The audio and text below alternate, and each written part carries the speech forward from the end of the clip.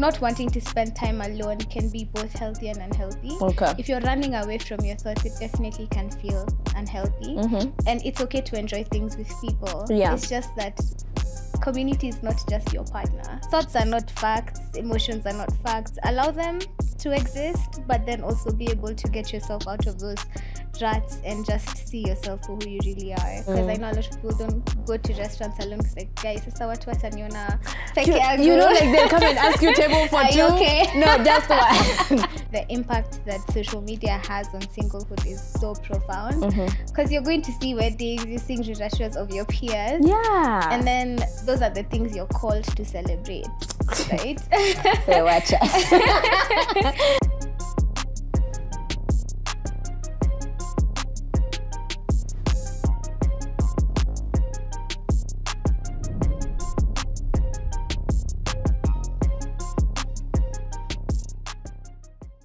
Hi friends, I trust you are well. Welcome to another episode brought to you exclusively here on the SNS. Prior to beginning, we'd like to express our gratitude to Longonot Place for providing us with their serviced apartments as a shoot location. Now, they are situated off Harithuku Road and are ideal for individuals who are seeking both long-term and or short-term accommodation. For more information, feel free to check our description box down below. Now, joining us today is a lovely, lovely person, but I will not introduce herself because I feel like it will be me taking that justice away from you. I'll be taking the power and the agency. So I've been in therapy. But she's no guest here on the SNS set. Thank you so much, Melissa. Introduce yourself. Thank you for having me. Anytime. So my name is Melissa Kioko. I am a psychotherapist. I primarily deal with trauma, loss and grief, and addiction. I also create mental health content on Instagram and TikTok sometimes. So my handles are Melissa Kioko. Follow me. Yes. And we're looking for new customers. Oh, yes. I'm actually taking in new clients for Q2. I don't know when this will go up, but yeah. So we'll just leave her details in the description box down below. Now, today's topic is something that I think relates personally to me, and this is embracing your singlehood in your 20s. I don't know if you're watching this, if you're single or not, but if you are, this is for you. So, Melissa, let's talk about singlehood in our 20s, yeah? So I'll start by reading the textbook definition of what being single means. And it typically refers to a marital status where an individual is not currently in a romantic relationship or legally married to another person. Are we correct? It says being single can encompass various circumstances, including you've never been married, you're divorced, separated, or widowed. It simply just means that the individual is not currently involved in a romantic relationship or marriage. So I want us to dive deep into what this embracing your singlehood journey in your 20s looks like. So Melissa, and I'm asking this from like your professional opinion. What are some common expectations you've seen people grapple with when it comes to relationships and being single in their 20s? Okay. I think there's both. Maybe let's start with the positive and negative. Okay. I think there's grass is greener on both sides. So when you're in a relationship, that's a nice one. I think sometimes people are like, oh, it's better to be single. But then when you're single, it's like, nah, actually, I need to be in a relationship. Yeah. I'm nodding towards this side. And it's interesting because it happens on both ends of the spectrum. Yeah. Since we're talking about singlehood, I think one of the unhealthy expectations we have about singlehood is just it's a phase. Okay. It's like, you know, like a whole phase. It's like, I'm just here for a bit. I'm passing by. A short time, not a long time. Yeah. Just here for a little bit and then I get into a relationship. Yeah. What other expectation? I think we also think that when you're in a relationship, then your friendships don't prosper. Okay. So we have this unhealthy expectation of relationships that you're like, if I'm in a relationship, my career will suffer, especially for women. My friendships will suffer. So let me stay single and focus on my career. Let me grind. Yeah. And I think also for men as well, it's like, because me stay I've had single. that. Yeah, let me stay single and focus on my career. Yeah. So there's this idea that you can't be in a happy relationship, have a healthy friendships, have a healthy career. Yeah. You know, you can't get your bag and be in a relationship. Yeah. That's interesting. You know, I'm going to be speaking from my own personal experience, but I know I would meet people, and when we're interacting, the first thing someone would be so quick to tell me is I'm working on my career. And at some point, I used to be so offended because I'm like, Jumina choma maembe. Like, what are we? Why can't you have it all? So that's a very interesting dynamic. Now, this you've already mentioned, but it was our second point where I said it seems like there's this idea that being single in your 20s is this temporary phase, this whole phase, and then until you find the one.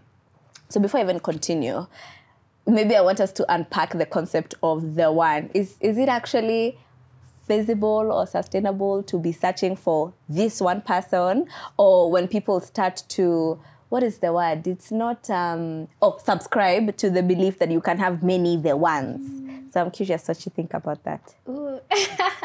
I think there's like very different schools of thought on this, but mine, from a professional standpoint, there's not really the one, right? There's so many people that you'll be compatible with. Okay. It's a matter of seeing who you're most compatible with, who the person whose flaws you're okay with having and accepting. Yeah. So there's not really the one, because think about the relationships that you've had. Yeah. Did you not think that they were the one at every point? Grabs tissue. I think it's more about the one who you're most comfortable with, the one who you're most compatible with. You can have many the ones. It's just the one who you decide to be committed to. Yeah. So it's a choice. So the question is, how can we then shift away from that mindset and really embrace the solo ride? Because as a single person, and I don't speak for all people, this is, uniquely to my experience, I haven't particularly enjoyed being single. So, this is mainly for me. Like, I want to be able to embrace this solo ride. Yeah. I think we need to first understand why we struggle with being single. And I speak in the African context. Okay. Our parents did not know what singlehood was. Yeah. If you think about it, our parents were married when they were 21, 22, 23. I would be with child by now. So this is generational, right? I don't call it generational trauma, but in some cases it is. Yeah. So our mothers didn't enjoy being single, right? You finish school, get married, betrothed, have kids. Yeah. So that's been the generational way of doing things. Okay. And so with that, then we have core beliefs ingrained in our subconscious about that, right? Whether or not your mother was married or divorced or all of those things, there's some subconscious beliefs that have been passed on to us about what being single is. And so I think it first starts with detaching from that and reprogramming your mind to see, actually, I could enjoy being single in my 20s, or this is a season as well. Yeah. So that's the other thing. I think seeing it as a season. Yeah. Especially if you long to be in a relationship, you can also just see it as a season, but enjoy it. Yeah. So it's not, I haven't found the one, that's why I'm single. So I'm single out of choice, not out of not having by an circumstance. option. Yeah. Why? I feel like we should be keeping quiet to just let him cook, let it simmer. Okay. So let's talk attachment styles. Now, in case you're new here, we have an episode we did. How many months ago was this? I feel like it was last year. It was last year where we dibbled and doubled in attachment styles. So in case you haven't watched it, I'll let Melissa maybe reiterate briefly like the attachment styles that people have, and Okay, so the broad categories are secure and insecure. So secure attachment style, your parents just were attuned to all your needs as a child. Okay. So from as small as even just 3 months, you're crying and they pick you up and soothe you, to even growing up and they just, whatever you need, you were given, not in a spoiling way, but in a way that you felt seen, understood, and you could go to your parents to seek help anytime, right? Then insecure now has 3 different ones. Okay. So we have anxious. Anxious is where... Hello. It's me. And actually a lot of people are anxiously attached. It's just inconsistent nurturing and parenting. And why a lot of people are actually anxiously attached, now research, is because like boomers were working a lot. So like they only had time maybe over the weekend, right? So it's like they gave you nurture and care sometimes, but sometimes they didn't. Yeah. Or sometimes they were gentle, sometimes they weren't. And so you never know. It's like a guessing game. Yeah. You don't know when your mom will be home, when your dad will be home. You don't know if they'll be nice or they'll chapa you, you know. Yeah. And then we have avoidant. So avoidant is where you've been raised by like militant parents almost. There's no emotions shown in this house. We don't talk about feelings. And so you just naturally become very avoidant. You avoid intimacy because your parents did not show you intimacy. Like, think of it like the people who've never hugged their parents, who've never just... That's so interesting. Yeah, and there's a lot, actually, especially with fathers. Yeah. And there's mothers too as well. Yeah, and then there's now fearful avoidant, or else it's also called disorganized. Yeah. So now here you have both anxious and you have avoidant tendencies. Yeah. And a lot of times it comes from a place of trauma and abuse. And so this is where now, like, home is just not a safe place. And I was going to say it fucks up. It's okay. This is not for kids channel. So it fucks up a child's mind because you expect your parents to be a safe space, but then they're not. So you're confused.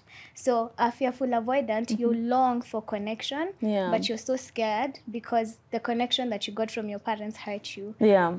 Okay.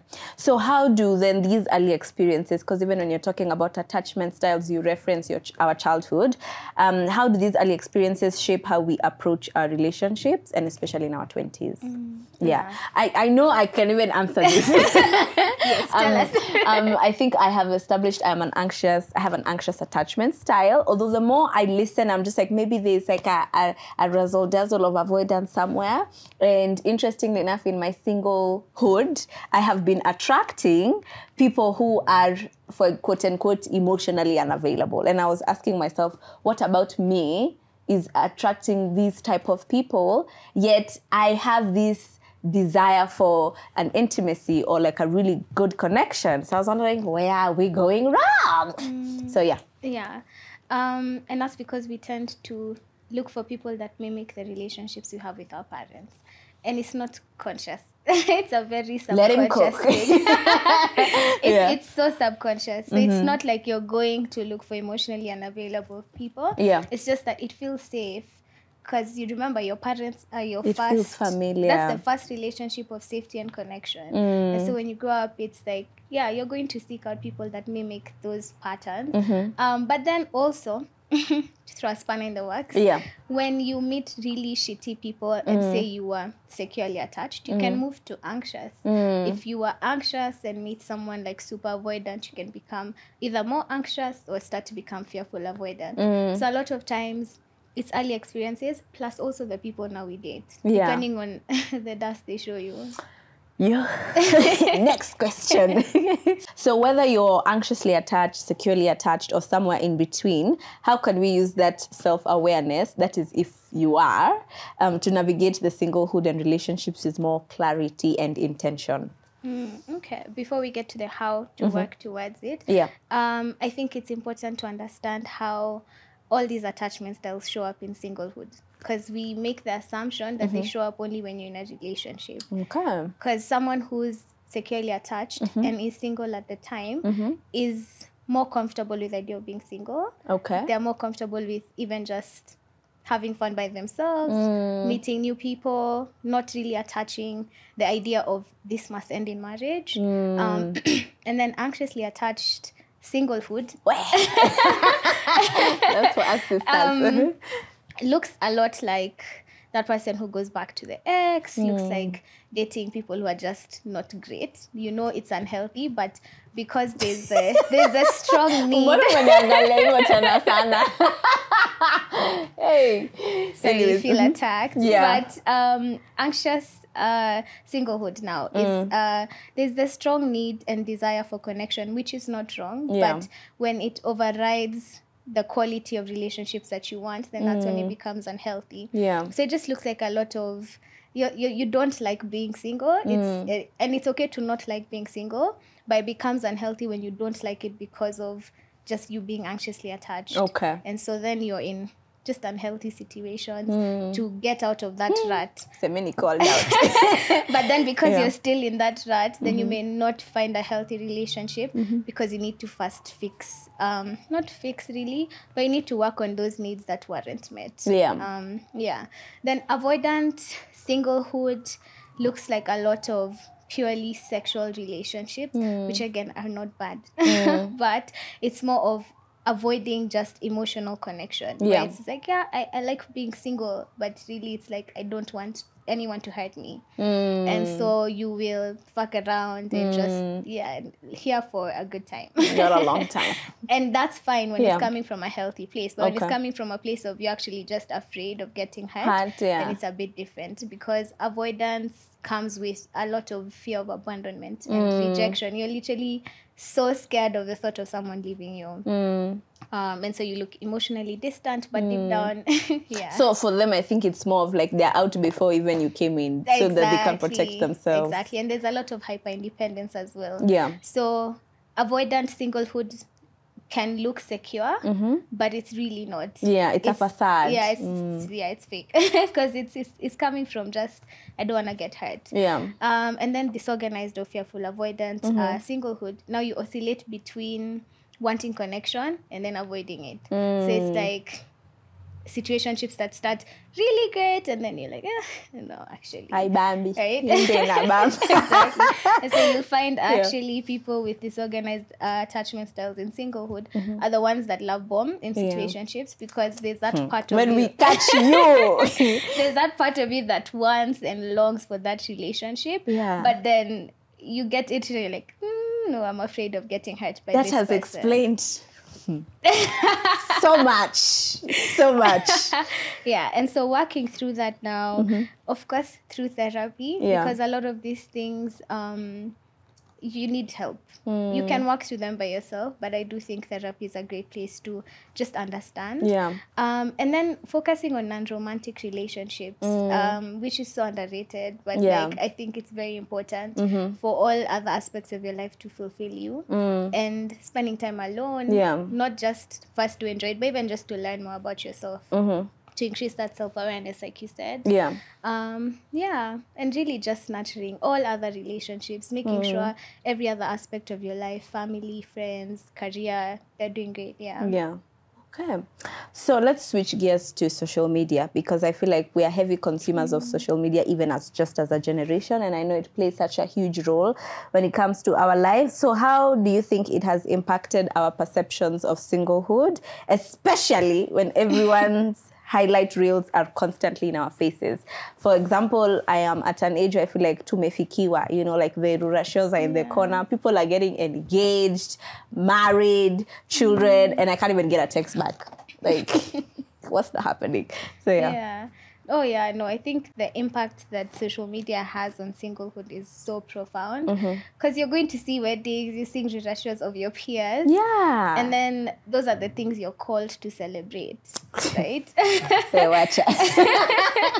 Like you rarely celebrate like, oh, we've gotten to like 100 episodes of SNS, let's throw a bash. No, it's gonna be a wedding, a baby's birthday party.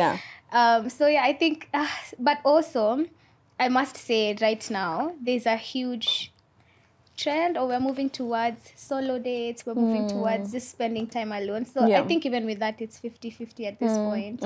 But then also how social media impacts you is also coming from what we talked about, core beliefs. So if you're already anxiously attached and then you're going on social media and seeing all these things, it's going to affect you differently than someone going on social media who is securely attached and seeing all these relationships and everything.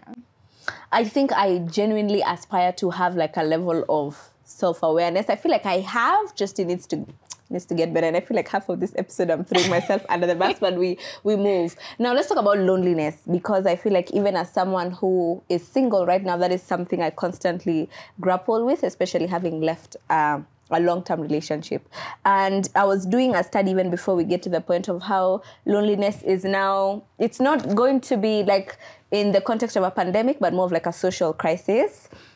So loneliness can hit differently. And you're flying solo in your 20s.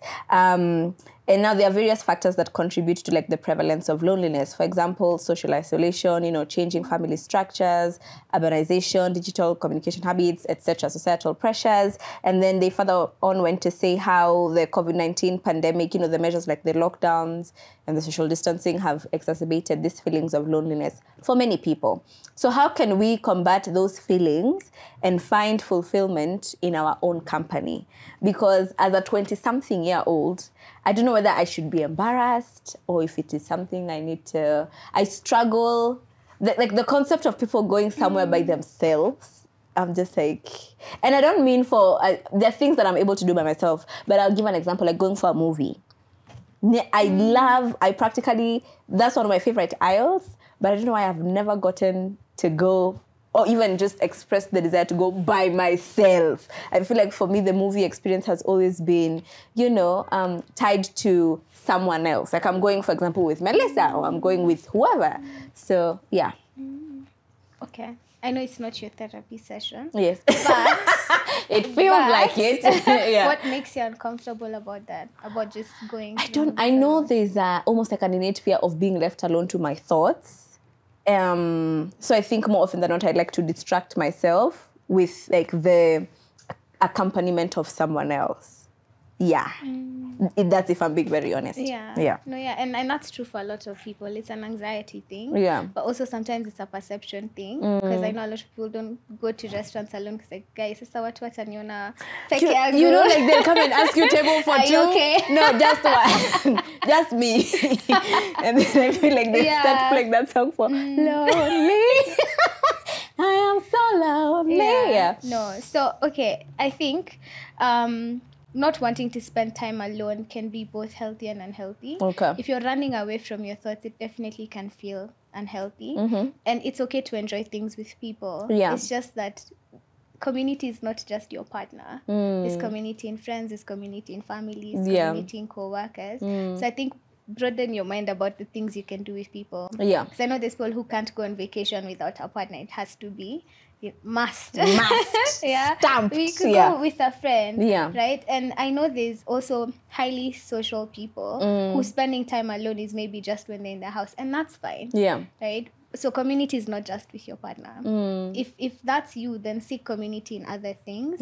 But also, if you're running away from yourself, then just microdose spending time by yourself so that you start seeing those fears that you have about being by yourself. So what does that look like, the microdosing? So, okay, you can't go for half a movie. Maybe. Yeah. But I'll be like, okay, I'm done here.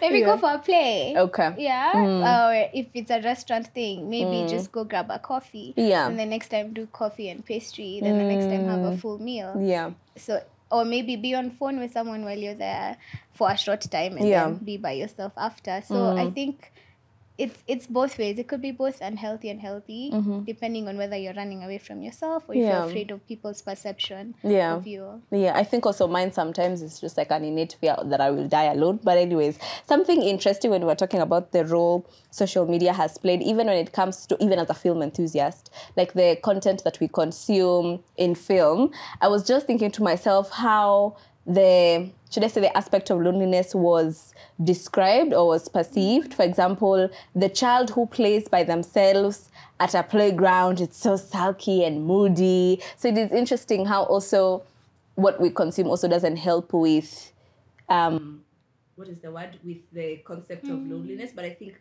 sometimes I want us to also talk about the difference between loneliness and solitude. Yeah.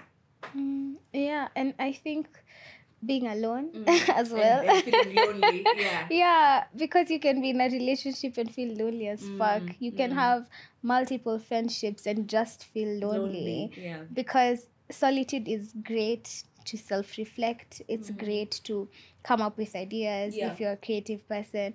I think we just need to first detach like the idea of if you're not in a relationship, then you're lonely. Okay. Because there's loneliness everywhere. Yeah. There's loneliness in so many other contexts. And I think enjoying your own solitude also, because solitude has a negative connotation as well. Yeah. And I think it shouldn't, because solitude is just being by yourself, Yeah. right? So being by yourself, spending time by yourself. Yeah. Okay, all right. So let's flip the script a bit, So what are some of the underrated perks of being single in your 20s that we often overlook? Ooh. Unpopular opinion, but I think there's a lot more freedom. Okay. To do the things that you want to do. It's not that you're answerable to a partner, but when you're single, there's a different kind of freedom of just, I want to leave the house right now, and I'm going to leave the house right now. And even just your time, there's a lot more time that you have. Not to mean that like you'll date a controlling person if you're in a relationship.